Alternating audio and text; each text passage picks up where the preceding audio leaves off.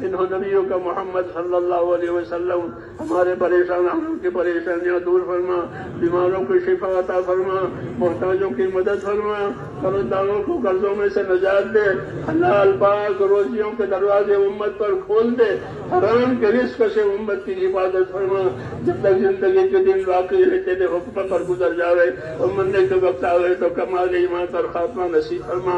ربنا تقبل منا انك انت السميع العليم وتب علينا يا ربنا انك انت التواب الرحيم، وصلى الله تعالى على خير خلقه محمد وآله برحمتك يا ارحم الراحمين۔ اور جن باتوں سے تو راضی ہوتا ہو ان باتوں کے ہمیں بھرپور توفیق عطا فرما، موت تک اخلاص استقامت کے ساتھ ہم کو تیرے دین پر، تیرے دین کے تقاضوں پر اے اللہ ہم کو قائم دائم فرما، اے اللہ مقبولیت رحمت نصیب فرما، اے اللہ جن کاموں کی توفیق ہوئی ہے ان کاموں میں قبولیت بھی ڈال دے، اور موت تک اخلاص اور استقامت کے ساتھ ہمیں اپنے دین پر قائم فرما، دین کے کاموں پر قائم فرما، ایک ایک امتی کو نواز دے، کوئی کسی کو بھی محروم نہ فرما، اے اللہ ہر خیر کے دروازے ہم پر کھول دے، ہر شر سے، ہر فتنے سے، ہر بلا سے، ہر انك حميد مجيد۔ اللهم يا ارحم الراحمين يا ارحم الراحمين يا ارحم الراحمين، ربنا ظلمنا انفسنا وان لم تغفر لنا وترحمنا لنكونن من الخاسرين، ربنا اننا منا فاغفر لنا ذنوبنا وقنا عذاب النار۔ اللهم انصر من نصر دين محمد صلى الله عليه وسلم واجعلنا منهم، اللهم أيد الإسلام وأنصاره، اللهم أيد الإسلام وأنصاره، اللهم أيد الإسلام وأنصاره، وأذل الشرك وأشراره، اللهم أذل الشرك وأشراره، اللهم أذل الشرك وأشراره، اللهم إنا نجعلك في نحورهم ونعوذ بك من شرورهم، الله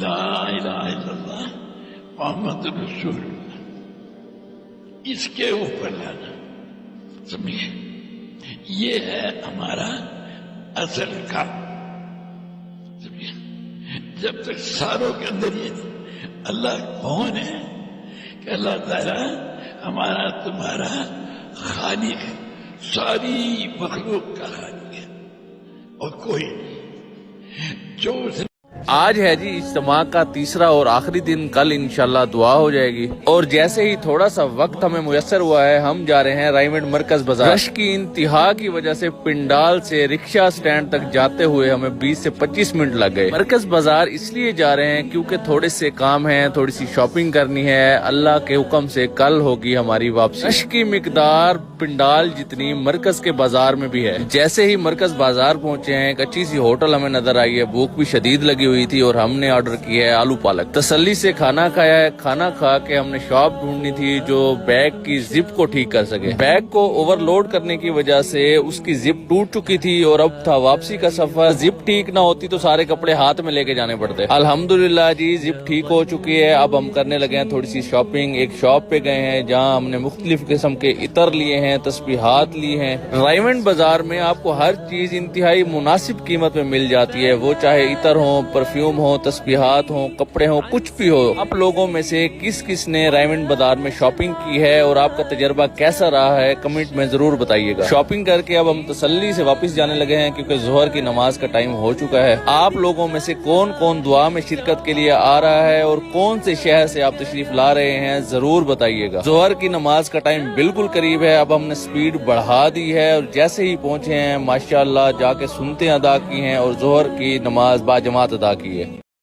جن باتوں سے تو راضی ہوتا ہو ان باتوں کے ہمیں بھرپور توفیق عطا فرما، موت تک اخلاص استقامت کے ساتھ ہم کو تیرے دین پر، تیرے دین کے تقاضوں پر اے اللہ ہم کو قائم دائم فرما، اے اللہ مقبولیت رحمت نصیب فرما، اے اللہ جن کاموں کی توفیق ہوئی ہے ان کاموں میں قبولیت بھی ڈال دے، اور موت تک اخلاص اور استقامت کے ساتھ ہمیں اپنے دین پر قائم فرما، دین کے کاموں پر قائم فرما، ایک ایک امتی کو نواز دے، کوئی کسی کو بھی محروم نہ فرما۔ اے اللہ ہر خیر کے دروازے ہم پر کھول دے، ہر شر سے، ہر فتنے سے، ہر بلا سے، ہر بھی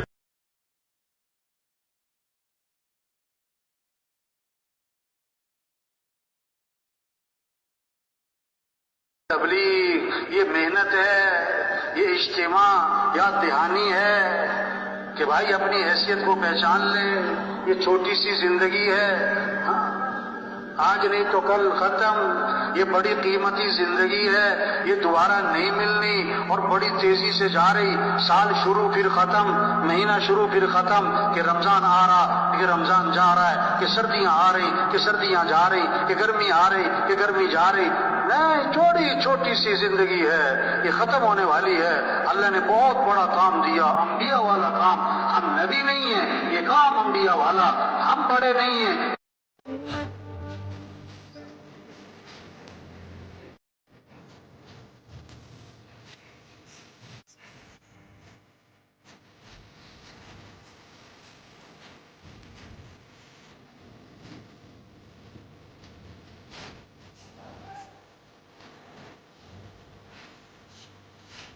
ہندوستان ایسے لوگوں سے بھرے پڑے ہیں جو کیا کہتے تھے، میرے بغیر دکان نہیں چلتی، میرے بغیر دفتر نہیں چلتا، میرے بغیر کاروبار نہیں چلتا، میرے بغیر گھر کا نظام نہیں چلتا، میرے بغیر فیکٹری نہیں چلتی، میرے بغیر ملک نہیں چلتا۔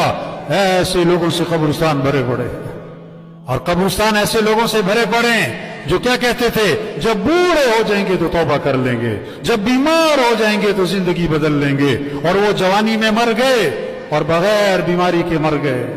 اپنے آپ کو بدلیں، ہر ایک اپنے آپ کو بدلے، اپنی سوچ بدلو، دنیا سے آخرت کی فکر لگاؤ۔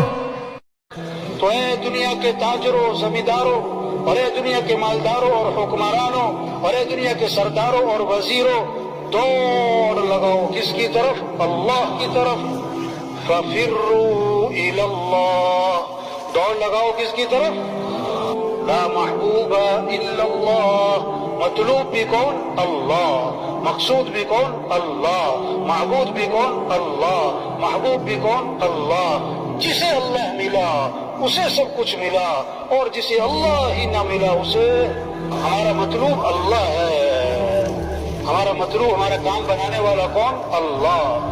عزت دینے والا کون؟ اللہ۔ حفاظت کرنے والا کون؟ اللہ۔ رزق دینے والا کون؟ اللہ۔ ضرورتیں پوری کرنے والا کون؟ اللہ۔ گھر میں 10 عورتیں بیٹھی ہیں، 10 عورتیں، بچہ چھوٹا 1 سال 1.5 سال، گھٹنوں کے بل چلے، خالہ بیٹھی، پھوپھی بیٹھی، چچی بیٹھی، تائی، نانی، ممانی بیٹھی، 10 عورتوں میں اس کی ماں بیٹھی ہے، اور بچہ بیچ میں کھیل رہا، بھوک لگے، پیاس لگے تو گھٹنوں کے بل چلتا ہوا کدھر جائے گا؟ خالہ کی طرف، پھوپھی کی طرف، کدھر جائے گا؟ ماں۔ وہ سمجھتے میری ضرورتیں کس سے پوری ہوتی ہے؟ ماں سے۔ تو سارے انسانوں کی ضرورتوں کو پورا کرنے والا کون؟ اللہ۔ السلام علیکم۔ واپسی جانے والی جماعتوں سے گزارش ہے کہ ریلوے اسٹیشن پہ یہ ہمارا کیمپ لگا ہوا ہے جہاں پر واپسی جانے والی جماعتوں کو کھانا دیا جا رہا ہے۔ تو سب جماعتوں والے سے گزارش ہے کہ اپنے برتن لے کر آئیں اور واپسی کا کھانا اپنے ساتھ لے کر جائیں۔ جو لمبے سفر پہ جا رہے ہیں، کراچی، اسلام آباد، راولپنڈی، ایسے دور دور کے جو لوگ ہیں یہاں سے اپنا کھانا لے کر جائیں۔ 10 ساتھی ہیں، 20 ساتھی ہیں، 50 ساتھی ہیں، اپنا برتن لے کر آئیں۔ 4 بجے تہجد کی نماز اور فجر کی نماز کی تیاری کرنے کے لیے اٹھے ہوئے ہیں۔ ماشاءاللہ، اللہ پاک قبول کرے۔ لوگوں کی چہل پہل کی وجہ سے ہماری آنکھ بھی کھل گئی ہے، ہم اٹھے ہیں، تہجد کی نماز پڑھی ہے، پھر فجر کی نماز پڑھی ہے، پھر ہو گیا ہے فجر کا بیان سٹارٹ۔ پنڈال میں ہلکی ہلکی سردی ہونے کی وجہ سے لوگوں نے خود کو بلینکٹ سے ڈھانپا ہوا ہے اور بیان سن رہے ہیں۔ الحمدللہ بیان ختم ہوتے ہی ہمیں قہوے والا نظر آیا ہے، قہوے کا آرڈر کیا ہے، گرم گرم قہوہ پی کے مزہ آ گیا۔ قہوہ پینے کا سب سے بڑا بینیفٹ یہ ہوا ہے کہ جسم سے سستی بالکل غائب ہو گئی ہے، جسم ایکٹیو ہو گیا۔ جسم کا ایکٹیو ہونا ہی تھا کہ ہمیں بھوک نے تنگ کرنا سٹارٹ کر دیا ہے، ہم بھاگے ہیں کینٹین کی طرف۔ کراچی اور کوہاٹ کی کینٹین سے ہم کھانا کھا چکے ہیں، آج باری ہے رائمنڈ مرکز کینٹین کی۔ ہم نے ان کے کمپلیٹ مینیو کے ٹوکن لے لیے ہیں جس میں آلو قیمہ، سبزی، حلوہ اور چاول تھے۔ اتنا سستا اور اتنا معیاری کھانا کہیں اور سے ملنا بہت مشکل ہے، لیکن دشواری تھوڑی سی لینے میں ہوتی ہے کیونکہ رش بہت زیادہ ہوتا ہے، لائنیں لگنی پڑ جاتی ہیں بندے کو۔ لیکن جیسے ہی اتنا سستا اور معیاری کھانا آپ کے سامنے پیش پیش ہوتا ہے تو آپ کی تھکاوٹ ساری اتر جاتی ہے. اور اس کھانے میں اتنی برکت ہوتی ہے کہ تھوڑا سا کھانا بھی 4-5 لوگوں کے لیے بہت ہوتا ہے. آپ بتائیں کہ آپ نے کون کون سی شہر کی کینٹین سے ریمنڈ اجتماع میں کھانا کھایا ہے اور کس شہر کی کینٹین کے کھانے نے آپ کو بہت زیادہ مزہ دیا ہے. ناشتہ کرتے ہی واپس ہم پنڈال میں پہنچے ہیں جہاں پہ اجتماعی اعمال شروع ہو چکے تھے. تعلیم ہوئی ہے, تعلیم کے بعد حلقے لگے ہیں تلاوت کے جس میں سب ساتھیوں نے 10-10 صورتیں ایک دوسرے کو سنائی ہیں. یہ سب حضرات تو ریمنڈ اجتماع میں الحمدللہ پہنچ چکے ہیں. آپ بتائیں آپ کہاں پہنچے ہیں, آج پہنچیں گے یا دعا میں شرکت کریں گے؟ سب کا رخ آخرت کی طرف پھیرو. کہ دنیا کے انسانوں, اصل زندگی تو آخرت کی ہے, دنیا اصل نہیں ہے. ہاں, آج ہیں کل نہیں. کتنے ہیں جن کا کفن بازار میں پہنچ چکا ہے, انہیں پتہ بھی نہیں ہے. وہ مرنے والے بوڑھے نہیں جوان بھی ہیں, بیمار نہیں تندرست بھی ہیں, غریب نہیں امیر بھی ہیں, فارغ نہیں مصروف لوگ بھی مرتے. کتنوں کا آخری مہینہ چل رہا ہے, کتنوں کا آخری ہفتہ چل رہا ہے, کتنوں کا آخری دن چل رہا ہے. الحمد للہ رب العالمین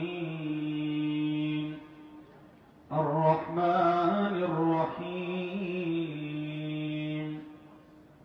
مالک یوم الدین ایاک نعبد. اس وقت اگر تبلیغی اجتماع ایک ہی جگہ ہو جائے نا سب کا, ابھی تو مختلف ٹکڑوں میں ہے نا, تو حج کے بعد دنیا کا سب سے بڑا اجتماع ہے یہ.